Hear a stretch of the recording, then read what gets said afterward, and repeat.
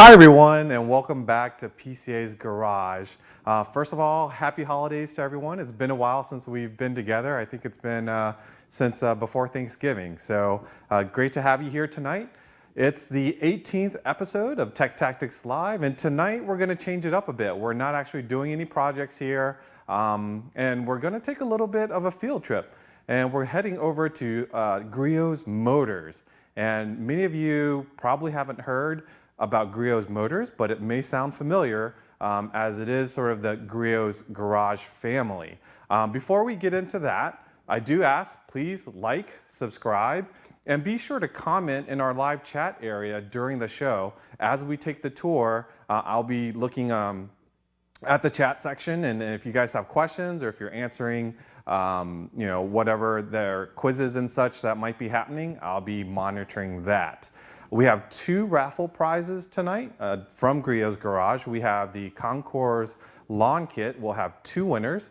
And to be eligible for that, all you have to do is put your name and where you're from in the live chat session. And we will pick a winner around 8:20. Once we announce the winners during the show, you just need to reach out to us and we'll send them directly over to you. So we have a lot of ground to cover, a lot of fun stuff to do, so I'm not going to waste any time. I want to jump right into it, introduce two individuals that we are going to have lead us around on the tour. First person is President of Griot's Motors, Philip Griot, and we also have the shop foreman, Forrest Davis. Hey guys. Hey, how you doing? Thank you so much for putting this together for us. In the normal world, we would be able to come visit you all the way in Washington State and tour the facility and see all this. And like 2020, we've had to adjust. And oh, I've got some background music here going. Oh, there we go. There you go. It's a party. It's a party. So we're happy that we're going to be, I believe, the first group to go through Griot's Motors, correct? Yeah, it didn't go as planned. We started moving in February, and right after then, everyone knows the story and how it went from there. So you are the first official virtual tour that we have given here. That's awesome. And I've had a little bit of a heads up. You hosted us, you hosted PCA at Griot's Garage in, I believe it was February of 2019. And there's Forrest, he was working in the corner, making sure everything was good. And we looked at the beautiful collection. And I do remember Richard talking about this sort of nondescript building across the parking lot. And he said, you know what, stay tuned, there's gonna be something really, really big for the Griot's family. And here we are. So, Griot's Garage is a great supporter of PCA. We've been to their event, their facility. They've come to our events and, is always there for PCA. And I really do appreciate the partnership that we have. Where is Richard, by the way? Is he around? Oh, we might make a few. The teeth look great. Teeth look great. How are you, sir? Great. Well, No, we did all this. We took a large fortune and turned it into a small one. But it's the same family values. It's the same level of perfection, and it's the same Griot's spirit. And I just happen to have 4 kids, and two of them dropped out of the tree and wanted to be around me. The other 2 are a little more cautious. They got the sickness. Yeah. Fantastic. But Philip's been around cars, his whole life. And Forrest has been with me for, I don't know how many years now, 10, 20? Almost 13. Wow. Between 10 and 20. So, and Forrest was working in a very small shop in the back. We called it, I'm not even sure if we called it a shop, but it did have a lift. And we're detailing cars back there. Taking them apart. We did the Niki Lauda car back there, and just a whole bunch of other cool projects that I wasted way too much money on. And so we just thought, instead of having a small place, we would create just an impeccable workshop that would live according to all the other Griot values that we have as a family. And So I'm really proud of Philip for, stepping up, and I'm proud of Forrest for actually not running away, because it was a lot of hard work. I bet. Doing this. Well, And then, I do remember when I was touring the garage and seeing Forrest work on all the cars. I mean, all the beautiful cars in the shot that you just saw there. Forrest literally was like one car away, working and grinding metal next to those cars, and I'm going, how is he not nervous working around all these valuable cars? And so now you have your own workspace, and I'm sure the stuff that you turn out is going to be breathtaking. Yeah, well, we have iron and fallout remover, as you know, so any filings, of course, any body work going on, it can easily be taken off the paint. No, but anyway, I'm going to step out of here and let these two wonderful gentlemen guide you through the shop. It's really exciting.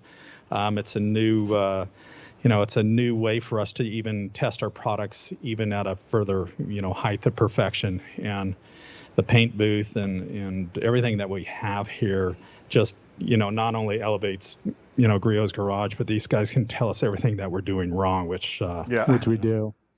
Well, thank you. Thank you, Richard, for making the cameo. It's great to see you, and hopefully I'll get to see you in Amelia at Works Reunion and Amelia Concours. Yes, I'm looking forward to that. All right. Thanks, boss man. Well, Okay. let me just continue on to.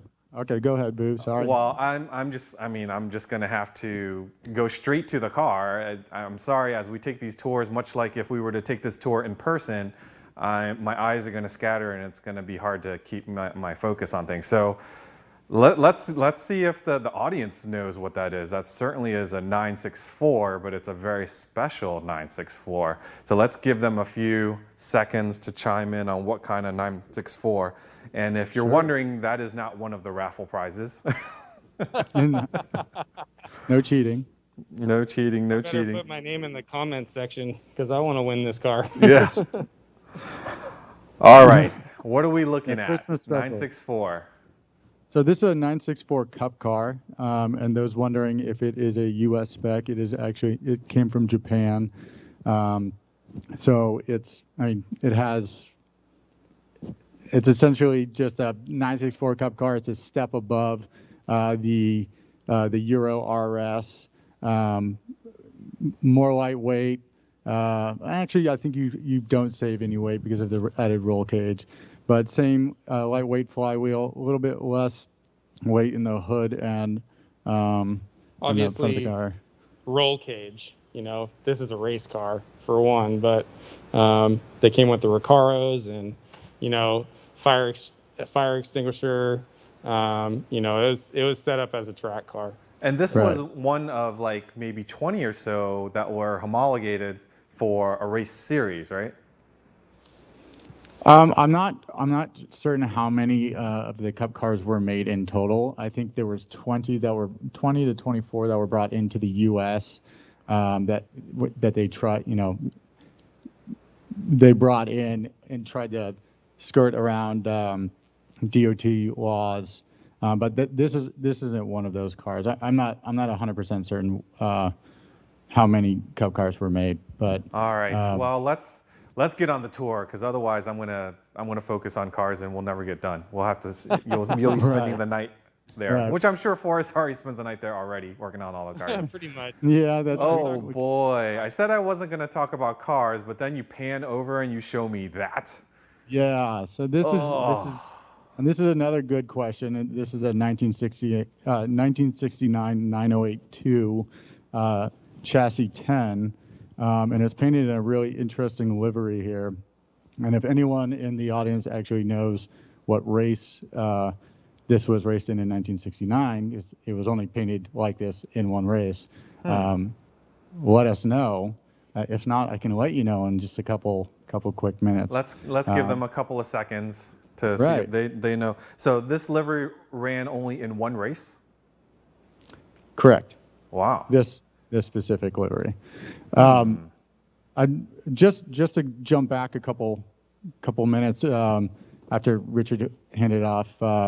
We Forrest and I both grew up kind of around in the shop, and as they said, it was kind of just like a hodgepodge, kind of a smaller shop where we did pretty much everything between restoration, sales, detail. We got 10 to 15 years between both of us in terms of just this grand experience of prepping cars and getting them ready for any kind of event they were going into. And that was kind of the birth of Griot's Motors, was how do we expand upon that? How do we provide that service to outside clients who were interested in having a full, one-stop shop for all their services that we give Richard. And, he's a really good sport, but he's getting a little upset with us for, we were a little behind on all the projects he wants to do now that we've brought in some other clients. Outside customers now, so. But yeah, so Griot's Motors does car sales, car restoration, car detailing, and storage. And we provide all those services here in Tacoma, Washington. But we're standing in front of fabrication and restoration, which Forrest operates. He finally has the space to expand and do some larger projects, which he definitely did not have before. So I'll just hand it off to him, and he can walk you through the rest of the program here. Why don't we, Forrest, before we move forward with that, let's tell them what race that was. Yeah. Okay. Any guesses? We have 24 Hour of Daytona. We have Targa Florio. It was Targa Florio, 1969. Nice. All right. Rob Schlegel, Targa Florio guest. Good job. Well done. All right. Sorry about that. Go ahead, Forrest. Oh, no worries. Awesome. Good job, by the way. So when we were kind of thinking about how this shop should exist, or how the flow of the shop should be, we could take the example that we had, which was that back room, and like you said, just 12 feet away from the nearest collector car.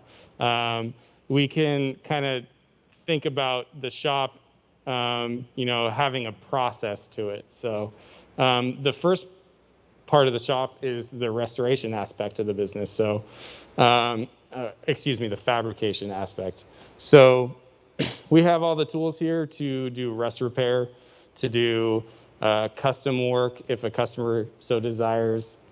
We build exhaust systems, all the tools that we need that we didn't necessarily have next door when this was kind of just an idea. We've invested in that. So, the process starts with the fabrication aspect. Rust repair is usually a big thing with old cars in general, and Porsches aren't exempt from that. But we kind of bring a car in here, and I'll have Matt pan over into the lifts. So we'll kind of slowly work our way down. So it goes fabrication, and then we have a service lift. So this lift is the lift that we pull a car on. If a customer has a car he's interested in doing restoration work to, this is where it will come, and we can give it a really good, thorough inspection. And that's really where this process starts, because there's a lot of cars out there, and not all of them are great candidates for restoration, and some of them are smarter candidates for restoration. Yeah, and that's critical to know before you start the project of the base. Like, is it a solid base that you're working with, right? Exactly, because if the car, half of it's melted away from sitting in a pond, or it's got rust from being in the Midwest or wherever, this is the place where that starts. Now you haven't panned all the way through, but square foot, like that little fabrication area is probably that area alone was bigger than what you had in total to work from at the other garage. Easy, yeah. Right? And yeah.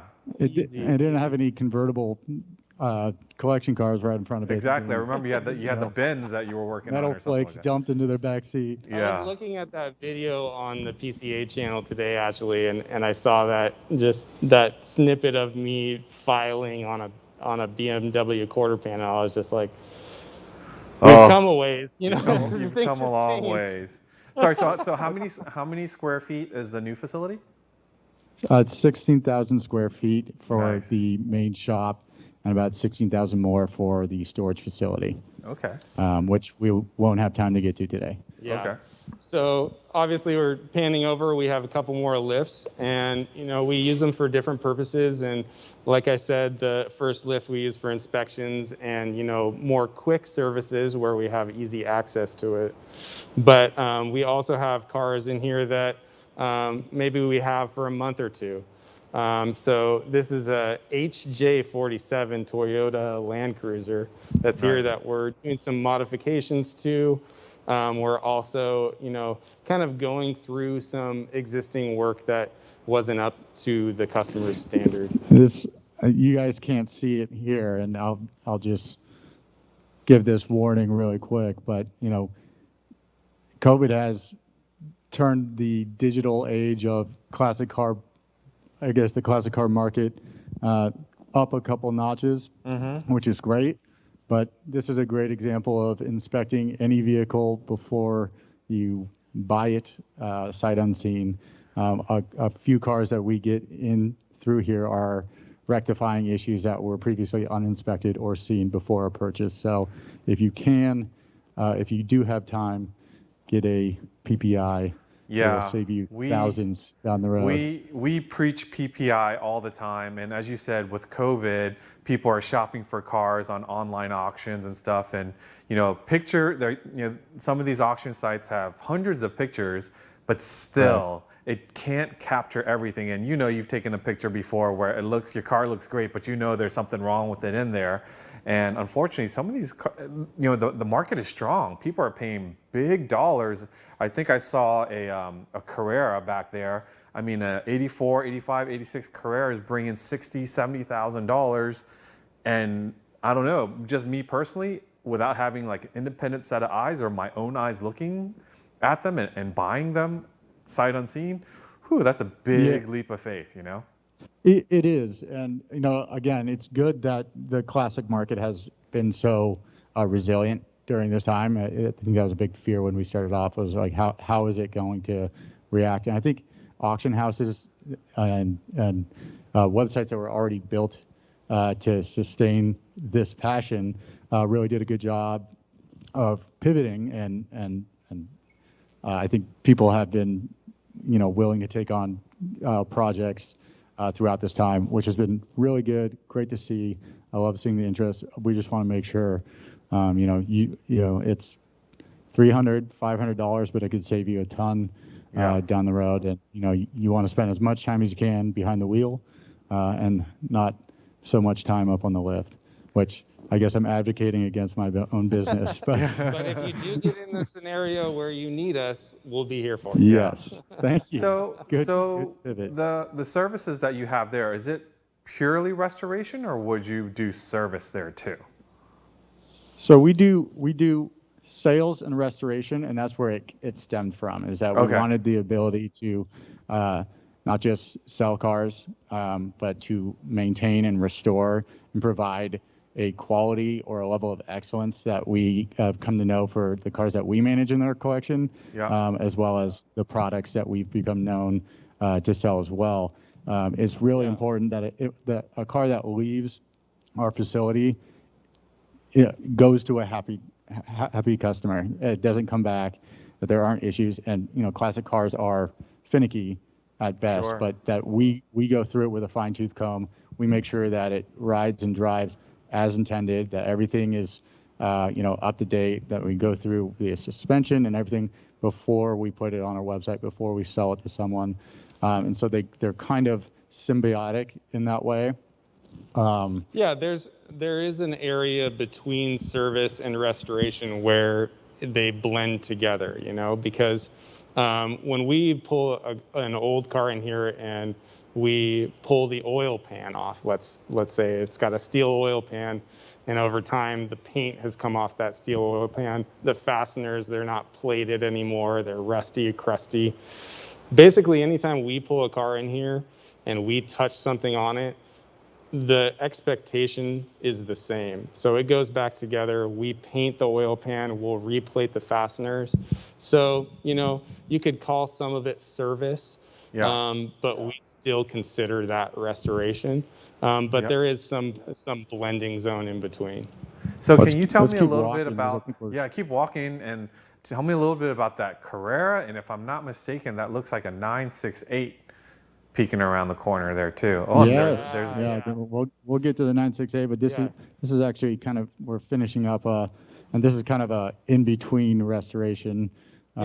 Just a car that was almost, you know, like pretty great condition. It just needed a couple touch-ups to make it absolutely perfect, and it's stunning. I love these G bodies. They're some of my favorite cars, and I think we were talking before that they're pretty good values right now, and I think they're just awesome cars in general. For those that are watching, for those that are watching, put your guess as to what color that is. That is a very, very pretty color, and I think I know the name, but I'm not sure. I can't pronounce it. It's like a long German name. It is. It is. It's a lot of German. It's very unique. Yeah. It's a beautiful color, and look at the shine. I mean, oh my gosh. Yeah.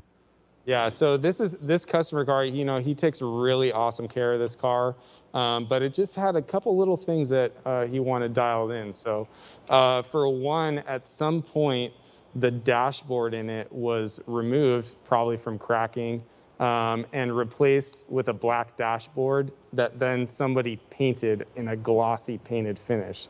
So we have gone ahead and removed that dashboard because it's just damaged beyond repair, and gone to Porsche Classic and got a new dashboard. So that's waiting to go in.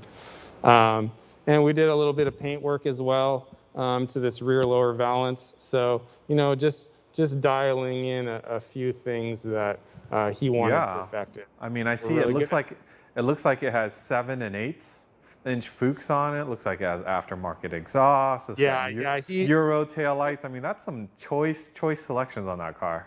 Yeah, for sure. He's a little less concerned about the originality of the car and more about the, enjoyment of it. So he's got an exhaust on there, Dansk muffler on there, and whatnot. We got to keep walking, otherwise we'll never make it through. Okay. So this is the 968 that we were talking about earlier. So we've got a 968 and a 1988 Porsche Turbo here. These are actually both for sale. So this is the aspect of the sales side of Griot's Motors. But this is an interesting color for a 968, and I'm curious to see if anyone knows what color this is. And there's another aspect of this car that's pretty unique. It has a one-of-one interior option. So it's this magenta and light gray interior, but it has Porsche text on the interior. And I believe I did give a photo, but it's a pretty unique looking car. Pretty wild, if you ask me. But both are good examples of what we strive to kind of pick up and sell to other clients, or cars without questions, cars that have been serviced and looked after and detailed and ready to go. Wow, so, that's a beautiful example of a 968. And those two are just going up in value. It's like they're going the best iteration of that transactional car, right? Yeah, I think it's the younger buyer, honestly. I own a 944 S2, and it's probably one of my favorite cars. And it's not a flat six, but it handles so well that it just, it's a different experience entirely. But it's definitely the same Porsche engineering through and through. And then, of course, the 930 Turbo here is another great example of a low mileage. Another icon. Yeah. Definitely an icon. Sale, right? Yeah. Yeah. Both these cars are for sale. Okay, Philip, I have to ask. You have a 968 that's super unique. You have an iconic 911 Turbo. If I'm not mistaken, but I see a tan Mercedes turbo diesel. Oh. That was unexpected. Okay. So this is a good example of a car that we're doing a full restoration for a client. So this is a 300 TD wagon, a 1984 300 TD wagon. And this customer basically wants the perfect diesel Mercedes wagon. So that's what we're giving them. And Wow. what that means is, what that includes to his specification is he would like it repainted in midnight blue, so a dark blue color. So yeah, we've got the car completely disassembled, motor, transmission, subframe, rear subframe, excuse me, this front one's stays in the car. And this car is going to get cleaned and then painted, and we'll get it back. And we've got drawers full of fasteners and fuel lines and all this stuff that needs to be prepped and zinc plated. We've got lots of suspension pieces that will go to powder coat or we'll paint in our paint booth. So this is a great example of a full-on restoration. And you're not going to be stuffing a LS1 in it with like tubs in the not back. this one. Not that one. We'll pick from the graveyard for those ones. If you followed some of Griot's garage's car builds, I was gonna say, if Richard had any input on the rebuild of that car, it would definitely have at least an LS1 in it. right? You know, so we like playing around with cars too. We like making custom stuff. So you know, we do both here though. You know, There you go. that doesn't always make sense for the customer. This guy loves the diesel engine, which I do too. It's a rock solid engine. It'll go 500,000 miles with little problems. But yeah, we do a little bit of both here. Yeah. So just for the viewers, so that they know, the 968 color, the true color was Amethyst metallic. amethyst metallic. I was gonna say aubergine, but amethyst metallic. Very Amethyst metallic. It's close to an aubergine. I think aubergine's got a little bit more of a strawberry look to it, but yeah, they're both great cars. The W123 is an icon, and they're just in terms of just we of course drove it before we broke it completely down. We wanted to make sure that we had a good understanding of all the mechanicals before we broke everything apart and looked at it. And it's a different kind of slow. It's like a calming slow. I know this is the PCA, and we're talking about Porsches today, but there's something to, you know, a Mercedes diesel wagon that just absolutely. We did strip the interior out though and drove it afterwards, and it was substantially faster. much quicker. So if you do have a W123, you don't want to take it to the drag strip, I recommend taking out all the seats. So let Forrest, would you be daring enough to pull and show us the engine on that 968 right now? How's it look underneath the hood? Oh, sure, yeah. Heck yeah, let's do it. Because we're talking about top level refinishing, restoring, and getting these cars prepped and ready for their new homes. And That's right. We got to hold mics and open a hood. oh yeah, as I say, don't drop the mic on it. Forrest will cry. This is the first test, Philip. On the spot, Philip on the spot. Oh my! Can we get close to that? It's the coolest looking engine, isn't it? It's just wow. So this is I think the first engine that was designed to have a engine the valve cover. Yeah. So this is the first Porsche car that they actually they designed the engine compartment. They're trying to spruce it up, coming from the 944 S2. Should have been the 944 S3, but they did change enough for it to I guess warrant a reboot. I would say that engine is probably cleaner than it was when it was delivered new at the dealership. I would say so. Yeah. I get a little itchy when I look at dirty things, so it's hard to keep things hard to keep things dirty around us. Well, we have a few tools and a few good people that are really okay. As you guys are walking to the next part of the building, let me just announce we have two winners of the lawn kit, and that's RJ. Congratulations, RJ, and Fricador. So you guys. Make sure you reach out to Damon, and we'll get your addresses, and we'll get these Concours lawn kits out to you. And that's what it looks like. We got two of those, so awesome. we'll get those to you. speed shine, all sorts of goodies in here. It's a really good Perfect. kit if you put in the back of your trunk, or if you're driving a Porsche, put in the front. And Perfect. Thank you guys it's great for providing that to after us. after drives and prepping for your drive as well. So, we'll walk through to the detail bay. This is where most of the OCD cleaning goes on. Hey, while you're walking, we have a question from a viewer. What's the asking price of the 968? Do you have that off the top of your head? If you go to our website, why don't you reach out to us through our website? Okay. So a great way to contact us is info@griotsmotors.com. So just send us an email and we'll respond to you with the Okay, price. perfect, Right. perfect. And there are a lot of people that are jealous of how beautiful your floors are. Is that just standard epoxy God. or? It's a blessing. Oh, man. It's a blessing and a curse. Oh, it's gorgeous. There's a whole nother story to the floor. You know, it was, you know, I can see that. I can feel a the lot pain. of Florida epoxy. we're all very particular about, you know, how the shop looks because it really represents our brand. Sure. You know, so we try and make sure that the shop reflects also the work that we're doing. Yeah. And so you see it really clean in here, and it stays that way.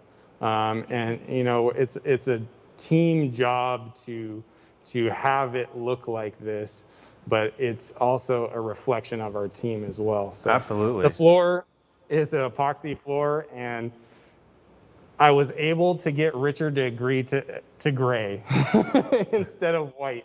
So that was the trying. I wanted white, and then we walked around our old floor, and we had done a number to it, so Yeah. we went with gray. I was grinding metal up next door on the white floor for so long that it turned gray over time. So I see It's a nice looking E39 M5. Am I right. right? And again, we apologize, it's not a Porsche, but Oh no, we're car guys this is and gals. We're car undergoing guys and gals. It's all good. Yeah, That's this is a beautiful undergoing example. what was a 20 to 30 hour detail. We did repaint certain aspects of the car to just touch up some road wear from use. But this is a stage 3 Dynan E39 M5, excuse me. And this is where most of the detailing goes on. We actually have a room behind the camera right now. It is closed because we are dry ice blasting a car in there, and it is filthy. So you have the juxtaposition of very clean over here, and then if we took you in there, you'd be horrified. So, And how many miles are on this car that we're looking at? how many miles? I think this thing's in the 30s. I do not know. I think it's a 30,000 mile S3 Dynan, and it's quick. This thing it has a supercharger. It has a very interesting supercharger. It looks like a Vortex Vortex supercharger. Yeah, so just, you know, as a reflection of some of the work that we've done on this car, a couple weeks ago, we had the supercharger completely out of the car. We sent it back to the supercharger manufacturer and actually had it rebuilt with new seals and bearings. It was leaking oil inside the intake system. So the owner bought it under the impression that was in perfect condition. And upon inspection, we found places to improve it. So this has actually gone through quite an extensive list of maintenance items. And then we've also completely repainted the front and rear bumpers, addressed some trim issues in terms of originality. We also put these awesome BBS wheels on it and refinished the brake rotors, and it actually uses a multi-piece rotor with an aluminum hat. So lots of little details on this car that we handled for this customer. And classic choice of wheels, one of our favorites. Now, was this car originally purchased sight unseen, and then when he got it, he said, you know, take it to you guys to. It's the same story. We've been getting a lot of these cars lately, and it is.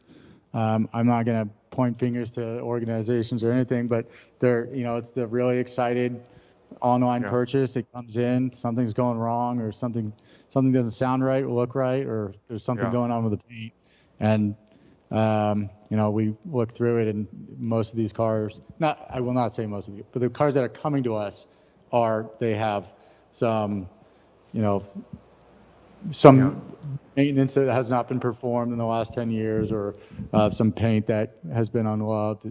And it's just the first stop to get it all right.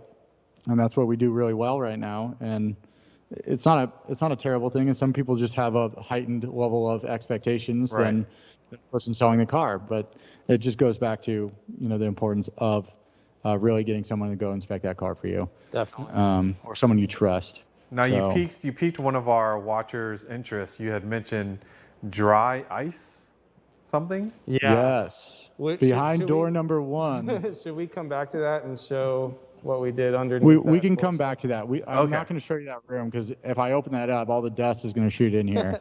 Yeah. Okay. So we will not forget about your question. And Okay. it's an interesting thing that we're doing. And I want to describe it while actually showing you a car that we've done it on. Vu, how much time Okay. do we have back? Should we just quickly hit on paint and then come back to No, we've got some time. It's about 8:36, so 20 Okay. minutes. 20 minutes would be good. So we'll come to the paint facility here. Yeah. So excuse us, Vu, because we can't hear you when we're this deep in the shop as Okay. well as before. But this is the paint and body section of Griot's Motors. So, you know, refinishing is such a huge part of restoration.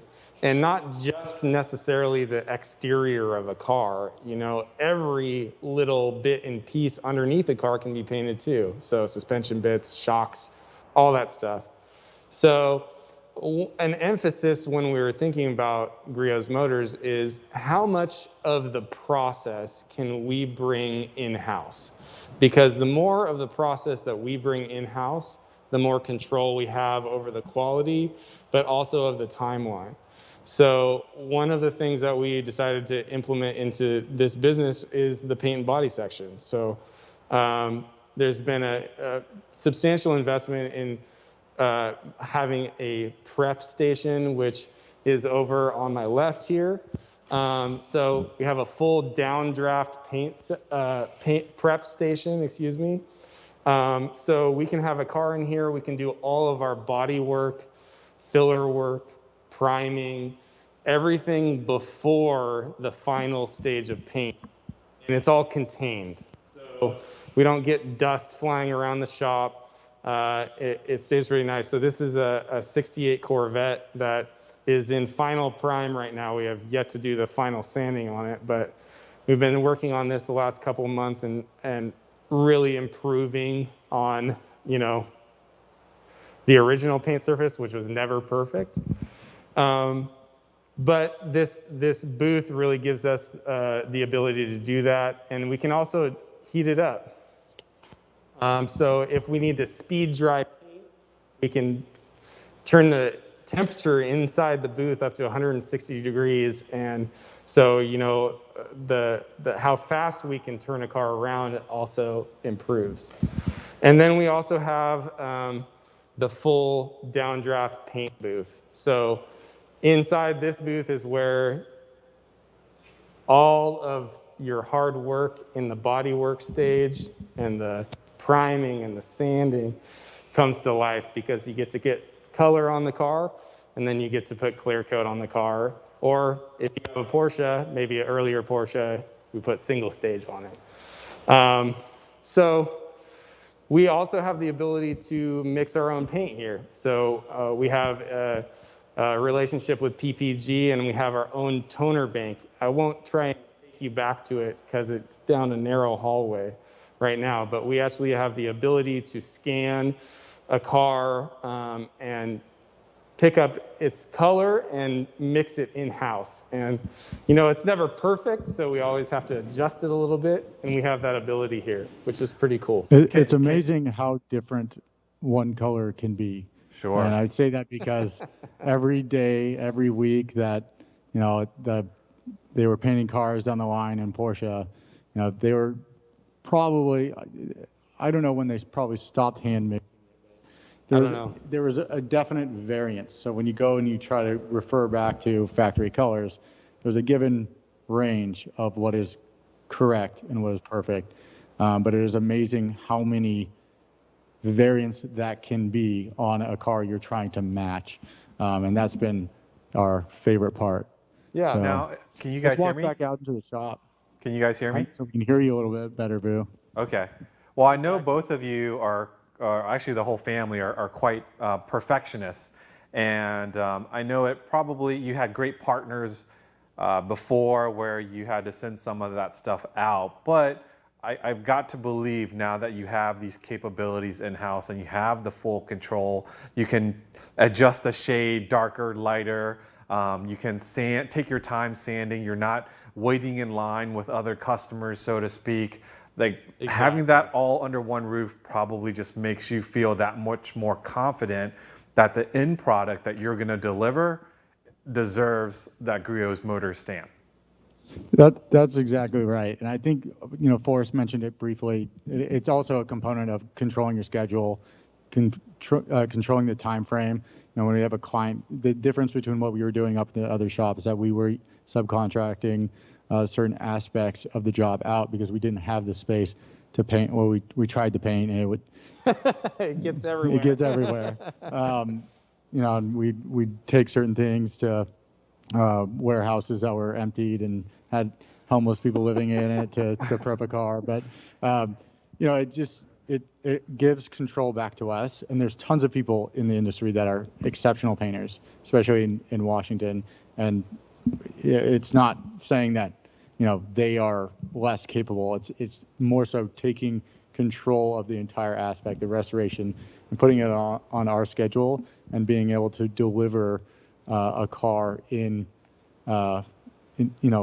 that's under our control, our ability to provide that to our customer. We're very fortunate in the Pacific Northwest to just have a amazing infrastructure of really talented people around that we've learned a lot. I personally have learned a ton from all those people that we've sent work to in the past, and in some capacities will continue to. But having the ability to control that timeline and have everything in house is a huge game changer for us. Yeah. You don't want to go to a place that doesn't have a wait list or a backup. That's right. There's problems there that you should avoid at all costs. Now, I do remember, I mean, your expertise, Forrest, goes across all brands, models, and you do everything from suspension to interior to paint to body work. Now, now that you have a paint booth, is that another skill set that you continue to hone and you're spraying as well? Well, when I started my journey into working on cars, restoring cars, working for Richard, I never wanted to, mono focus on one thing. I always wanted to have, some level of skill, whether that's expert or novice, in every aspect of this process. And, my role has changed in the expansion of Griot's Motors, and I still get out here on this floor all the time, every day to work on cars. But I can also start building a team of really talented people and manage them, and ideally, have some idea of what I'm talking about when I'm telling them I want them to do it differently or anything like that. Then you can threaten, don't make me do it myself. Yeah. Well, I'd never do that because I always want my guys to grow and get better at things, and having some understanding of the difficulty of what those things is really important when we're running a shop. So I do like painting though. Actually, I'm currently painting my first car, which is a 1972 Volkswagen Beetle. So I like all aspects of this process. I specialize in the fabrication aspect. That's my favorite. TIG welding, sheet metal fabrication, etc. But I like to have knowledge in all the different parts. Very cool. I think the one important thing to touch on too is you can probably tell we're probably pretty young for the restoration and classic car business, but we've been trying to put together a program within our doors here of continually educating younger guys as well, from local tech and trade schools. We bring a lot of interns in here, and Forrest is really good about bending his ear, or letting them bend his ear and walk him through certain aspects of the restoration process. And we're always looking to hire some very qualified individuals, but also just really hardworking, very persistent, driven individuals who just have a passion for this industry. And that's what's important, is keeping this industry going, keeping it alive, and keeping these cars running for as long as we can. Definitely. Absolutely. Well, let's talk about that dry ice blasting. Okay. if we've got time. I'll tell you a quick story about how that started. We had a guy knock on our door, and he had a van full of dry ice machines. And we threw out a bunch of the most disgusting parts we could because he was trying to sell us, which he did. But he cleaned some of what we had been doing previously, is essentially breaking down every single component of the car, even when the car wasn't going through an entire restoration. And because we're meticulous and OCD, we would break the parts down, either replate certain aspects of it, clean it by hand.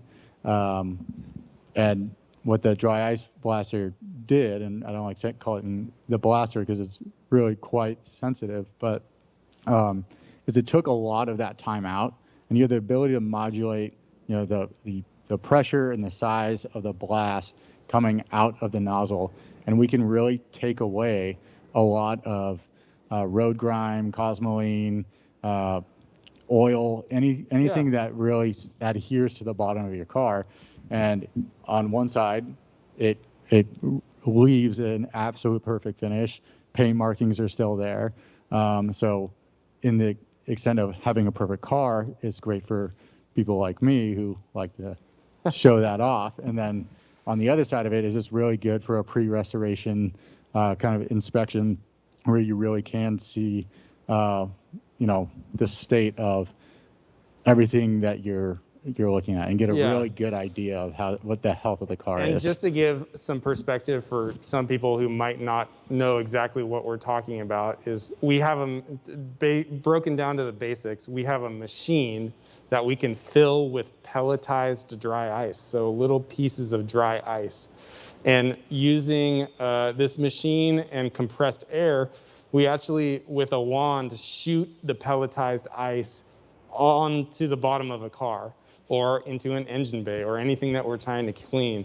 And on contact, that dry ice will actually freeze whatever dirt is stuck to the aluminum or steel or painted surface. I'm going to jack this car up. I'm going to put this car up on the lift. We just car up because we actually just did some blasting on the bottom of it.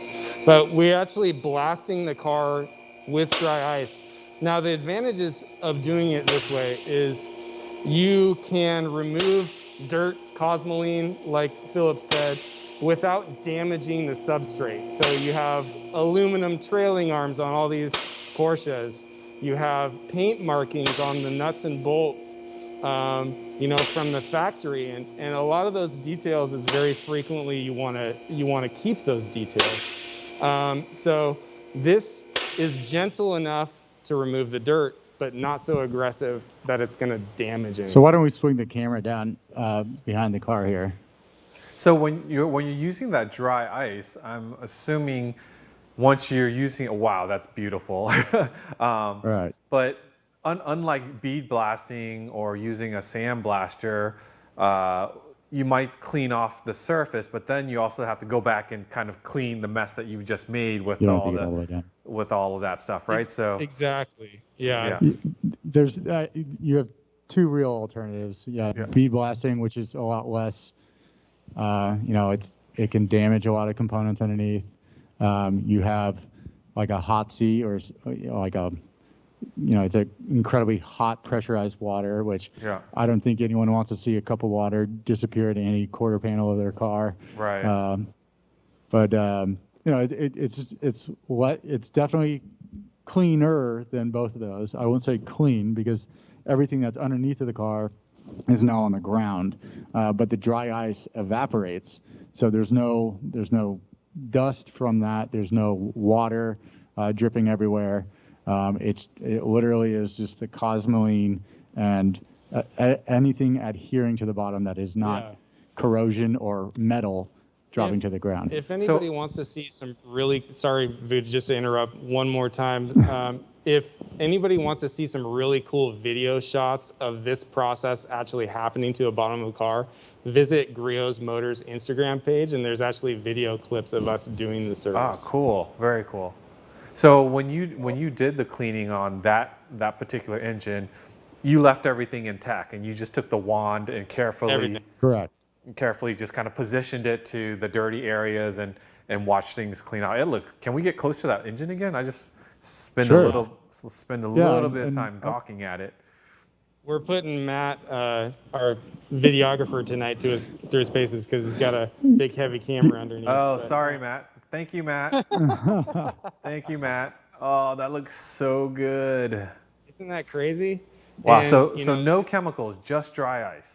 No chemicals. And I mean that's as close as you can get without dropping the engine out of the car and going through So this dry ice machine, is it a commercial? Could a do-it-yourselfer buy one, or is it something huge that's really only for commercial use? It's basically, it started out as a technology utilized by Boeing mainly to clean molds and aluminum pieces that they were using. I don't think the guy even. I don't think it's not a widely used technology in the automotive space yet. I think we just blew the lid off of that one tonight. Yeah, we kind of did. But if you want it done now, send us an email. Yeah. Wow. So it's a pretty nice piece of equipment. I mean, like all things, there are definitely some shortcomings in regards to just how dirty it does make your floor. But you have it's perfect to do that on above a white floor. Oh man, it's hard. It's hard. It's hard on my soul. Yeah. But it picks up pretty. The epoxy floor does a good job of defending itself. Yeah. So. Should we talk about this car over here if we still have Sure. some time? Why don't we go to the 72? This is kind of a funny car. Yeah. Well, before we get into the 72, can I ask if someone was to bring their G-body car like that and just wanted to dry ice the bottom of it, is it hundreds of dollars, thousands of dollars, or is that only something you do when you're doing like a full restoration? It depends on what is being done. It's usually quoted out based on the job. The full underside of the car will be a couple grand, if not more, depending on, we've done a Delta Integrale, and it had a bunch of different components underneath. They're not as neat and tidy as a Porsche, so they tend to be a little bit more expensive. But it really depends on the job, the appetite of the owner, how deep they want to get into the belly of their car. But for if you want to do the full car, it's probably 2 to 3 depending on the car. Yeah, and you're at that point you're a serious person preserving the car, concoring it, and if you do the back engine, you probably want to keep going to the front because now the back looks so good. You can't just 100%. Do a part of it. Yeah. And I'll just say up front, this is a great service for someone who's either looking to sell a car, especially online, because you're cleaning up the bottom of the car and you're really presenting it to a audience of people that now want to look through 400 photos of a car. And if it's absolutely pristine and you have nothing to hide, this is the perfect service for that. If you're a collector and you want it to be absolutely pristine, because that's how you collect cars, like me, unfortunately, great. If you want to drive your car, this is the wrong. Do not even think about it. You're just gonna go get it dirty again. So Forrest, just one more question about dry ice. When you're using that wand and cleaning, is there a difference when you're pointing that towards metal versus plastic? Is it? So yes, And it comes down to the employee that we have using the tool to have an education on what it works well on, what you have to be careful of. But the machine allows us to control the aggressiveness. It kind of goes with like polishes and pads with Griot's Garage. It's a combination of air pressure and how big the pellet is with how aggressive it is on the bottom of a car. So you can use it on plastic, you can use it on painted surfaces, you can use it on carpet, you can use it on aluminum, steel. It's a really amazing tool for cleaning many substrates.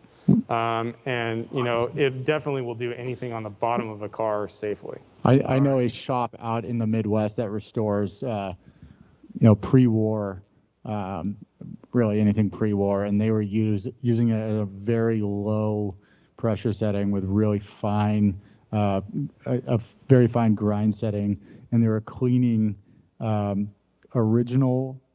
this original green wool seat with the dry ice blaster, and they were getting rid of mold and everything. And it was, for whatever reason, I can't explain to you why, and I should probably know this, but it was leaving the original seat intact. It wasn't damaging it, but it was just annihilating all the mold and all the dirt and dust, and it was a really good. But don't tell anybody. I'll tell everyone. Now let's talk about that very special long hood. That's a car that I'm pretty sure I know pretty well. This is the family car. So Yep. My dad originally bought this as a 72S. He bought this in college back when they weren't as expensive as they are now. And he worked for a restoration shop out in Colorado, and he worked on Bugattis and Porsches and just some rare cars back in the day, which were probably less rare at the time.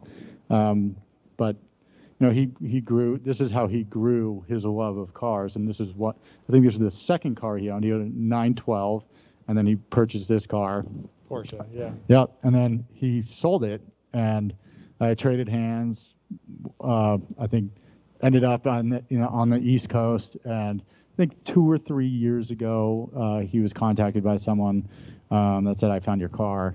And of course, I think he bought it originally for $7,000 to $9,000 in the 80s, and paid out of his butt, I'm sure, for the right to get it back.